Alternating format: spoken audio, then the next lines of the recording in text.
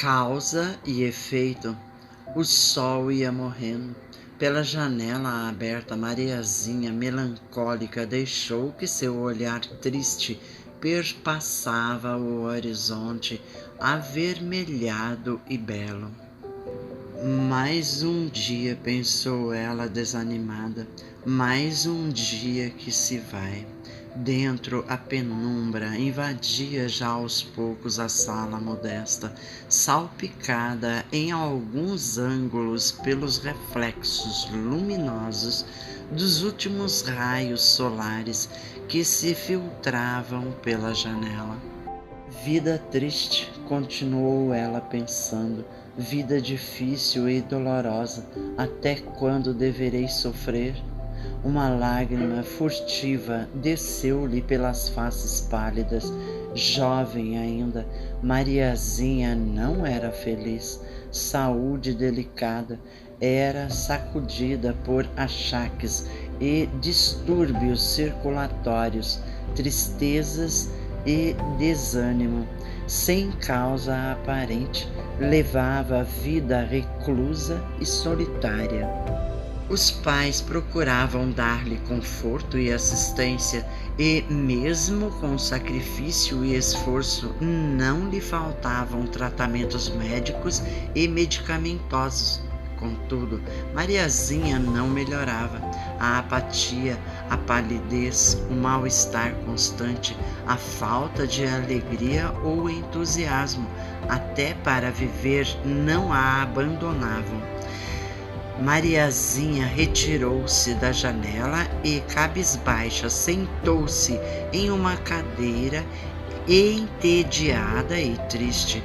Na cozinha, Dona Aurora ia e vinha preparando o jantar.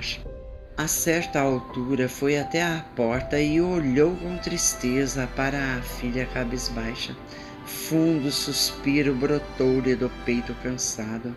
Sonhara tanto com uma filha considerada estéril, submetera-se a tratamento intensivo, até que 10 anos depois Mariazinha viera ao mundo. Nascera sadia, normal, mas desde os primeiros anos de vida demonstrara sensibilidade excessiva e apatia. Submetida a exames, foi constatado que seu coeficiente de inteligência era normal e que seu temperamento era delicado, sensível.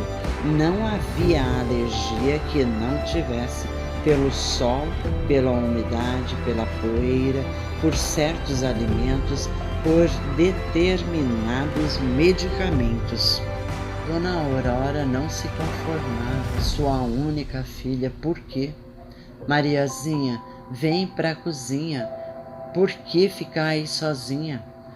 Como não obtivesse resposta, foi até a sala.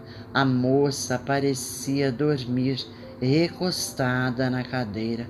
Preocupada, a mãe colocou a mão em sua testa e desabotoou-lhe as vestes. Outra crise, pensou, e eu que pensei que ela estivesse melhor. Com uma força de que ninguém a supunha capaz, tomou o corpo inerte da filha nos braços e levou-a para o quarto, depondo-a no leito. Meu Deus, quanto tempo ficará assim? Pálida, Mariazinha parecia sem vida. Dona Aurora tentou colocar algumas gotas de remédio em sua boca semicerrada. Não conseguiu, porque o mesmo escorreu pelo queixo da moça, lágrimas correndo pelos olhos aflitos. Começou a rezar. Ultimamente percebera que a prece conseguia fazer com que, aos poucos, a fisionomia da filha fosse readquirindo as cores e a respiração se normalizasse, até que criou coragem, 2 casas depois da sua, morava uma senhora que era muito procurada por pessoas doentes e angustiadas. Era médium espírita e por este motivo Dona Aurora receava procurá-la. Várias pessoas já a tinham aconselhado a recorrer ao espiritismo, mas Dona Aurora, cuja educação era rigidamente católica, recusara-se sempre. Segundo o padre, seu confessor, o espiritismo só faria prejudicar Mariazinha, moça impressionável e fraca. Depois, falar com mortos era coisas proibida por Deus. Porém, naquela tarde, Dona Aurora estava exausta, afinal. O estado da filha agravava-se a cada dia. Depois, ela estava em crise e, quando caía nesse estado, permanecia assim durante horas. Ninguém a conseguia acordar e, quando voltava a si, sempre ficava atordoada por alguns dias. Decidida, tirou o avental e saiu em busca da vizinha. Ia temerosa e assustada, parecia-lhe estar cometendo um sacrilégio. Contudo, conhecia Dona Laura de vista e parecia-lhe pessoa simpática e acessível. A mulher acedeu imediatamente em ir ver a doente. Apanhou um livro e acompanhou Dona Aurora. Laura, diante da figura jovem de Mariazinha, sentiu-se profundamente comovida. Dona Aurora falou com humildade: vamos orar por sua filha. É o que podemos fazer, confiando na misericórdia de Deus. Dona Aurora, excitada, mas sentindo emoção inusitada, concordou com a cabeça. Aberto o livro Evangelho segundo o Espiritismo ao acaso, a página a ser lida foi a seguinte: causas anteriores das aflições. Dona Laura iniciou a leitura com voz clara e serena. Suas palavras despertaram em Aurora uma curiosidade acentuada. Como? Então o sofrimento de sua filha tinha uma causa justa? Em algum lugar ela teria existido antes e feito jus a tanto sofrimento? Então Deus era mesmo justo? Seu sofrimento era um bem? Quando Laura encerrou a leitura, Dona Aurora ardia por saber. Laura percebeu, mas esperou que ela perguntasse. A senhora leu aí que o nosso sofrimento, nós mesmos, é que o provocamos. Teria ouvido bem, mas minha filha nasceu assim, sempre foi doente. Acha que estamos sendo castigados por crimes dos nossos pais? A causa do nosso sofrimento só Deus conhece. Entretanto, sendo Ele bom e justo, amoroso e sábio, se permite que uma criança nasça doente, é porque isso é um bem. Como pode ser um bem ela levar esta vida triste e solitária neste corpo doente e franzino? A vida não visa ao momento presente, mas à eternidade do espírito. Pelo que posso observar aqui, gostaria de contar-lhe uma história que talvez a ajude a levar com alegria e coragem sua tarefa. Uma história? Sim, a sua história e de sua filha. Em passadas encarnações, com a ajuda de Deus, pude vislumbrar a causa de suas dores e tenho a devida permissão para contar-lhe. Não acredita que possam ter vivido antes na Terra?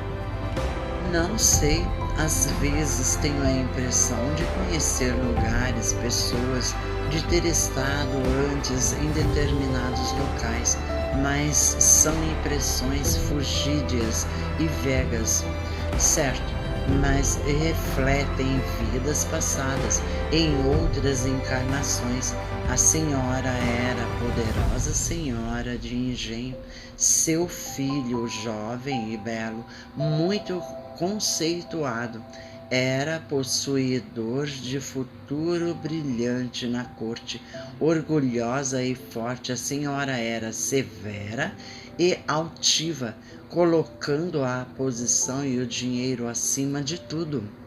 Desejava para o filho casamento vantajoso e rico.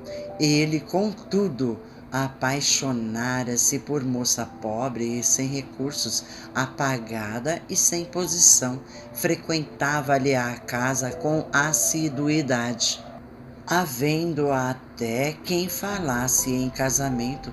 Não se conformando, a senhora tentou dissuadir o moço, que, apaixonado, resistia a todos os conselhos. A senhora recorreu a tudo, inclusive a um preto velho, cuja mandinga era bem conhecida na época.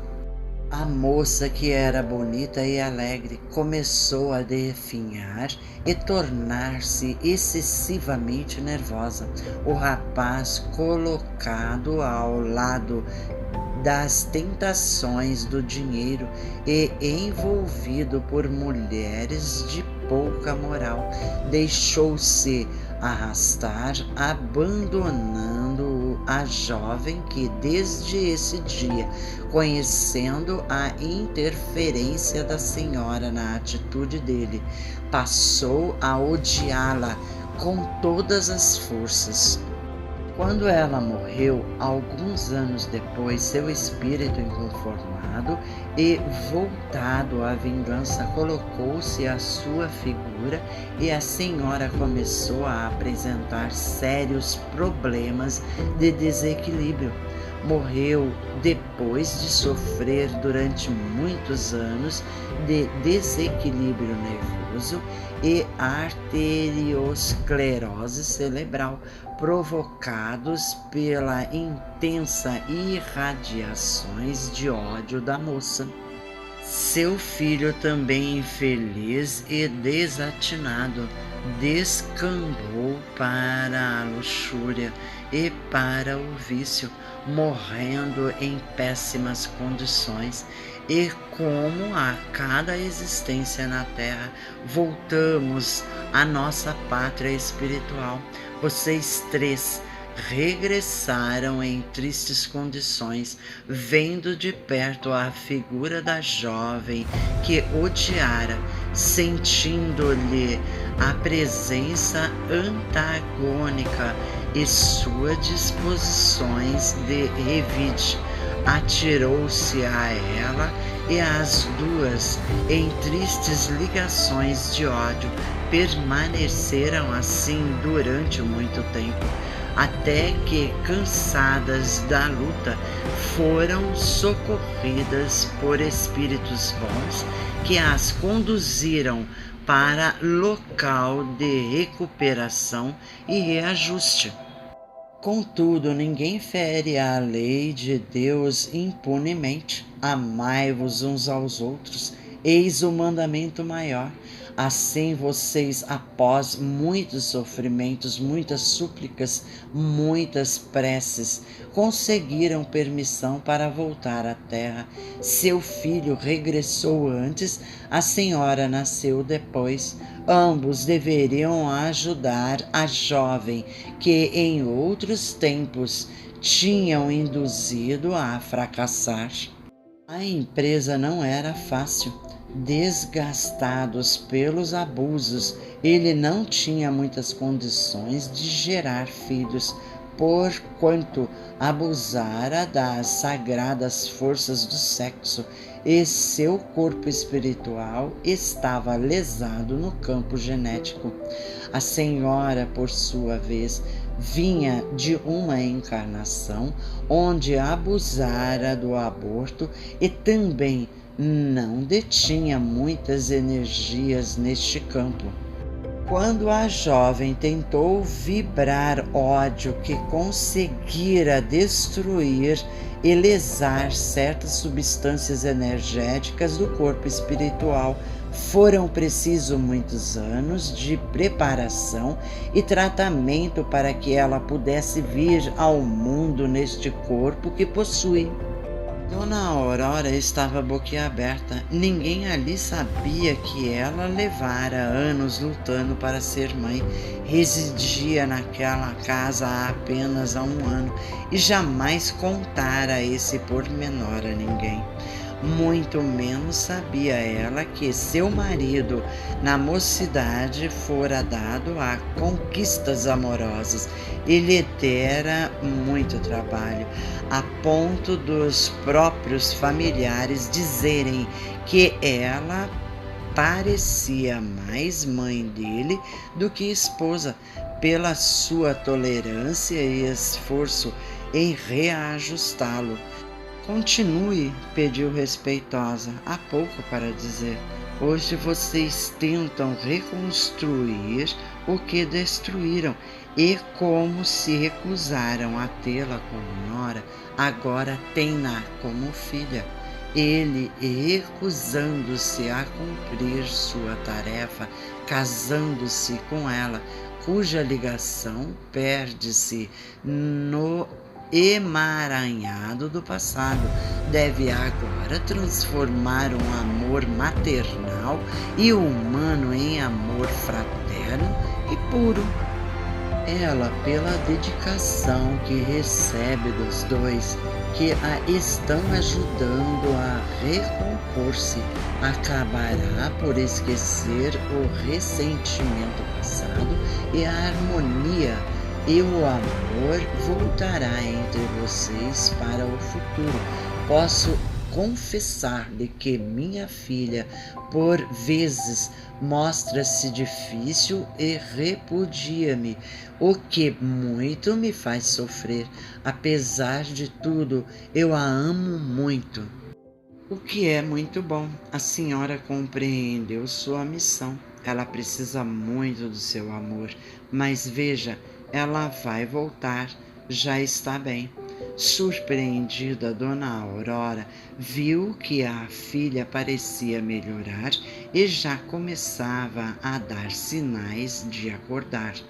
Comovida, tomou as mãos de Laura e as beijou.